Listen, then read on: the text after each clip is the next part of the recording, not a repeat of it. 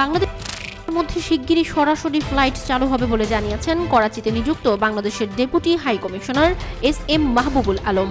এই উদ্যোগ দুই দেশ এবং তাদের ব্যবসায়িক সম্প্রদায়ের মধ্যকার সম্পর্ককে উল্লেখযোগ্যভাবে শক্তিশালী করবে বলেও জানান তিনি। শুক্রবার এক প্রতিবেদনে এ খবর জানিয়েছে পাকিস্তান ভিত্তিক সংবাদ মাধ্যম express Tribune. Hyderabad chamber of small traders and small ইন্ডাস্ট্রির সহযোগিতায় হায়দ্রাবাদে দুই দেশের আমদানিকারক ও রপ্তানিকারকদের জন্য একটি প্রদর্শনীর আয়োজন করা হবে বলেও জানিয়েছেন বাংলাদেশের ডেপুটি হাই কমিশনার।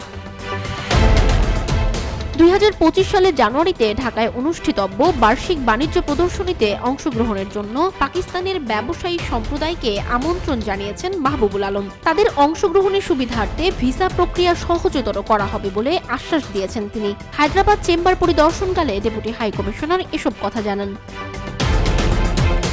তিনি বলেন, বাংলাদেশের অন্তর্বর্তীকালীন সরকারের প্রধান উপদেষ্টা ডক্টর মোহাম্মদ ইউনূস পাকিস্তানের সঙ্গে বাণিজ্য বাড়ানোর সম্ভাবনাকে কাজে লাগানোর ওপর জোর দিয়েছেন।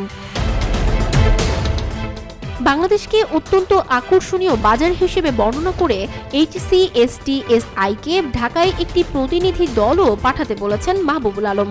প্রতিশ্রুতি দিয়েছেন পাকিস্তানি ব্যবসায়ীদের ভিসা প্রক্রিয়া পর্যবেক্ষণ ও ত্বরান্বিত করারও। করাচিতে নিযুক্ত বাংলাদেশের ডেপুটি হাই কমিশনার আরও উল্লেখ করেন, বাংলাদেশ তার পণ্য 80টি দেশে রফতানি করে বিলিয়ন ডলার রাজস্ব আয় করছে। তবে তিনি পাকিস্তানের সাথে শক্তিশালী বাণিজ্য সম্পর্কের মাধ্যমে আরও সম্প্রসারণের প্রয়োজনীয়তার ওপর জোর দেন।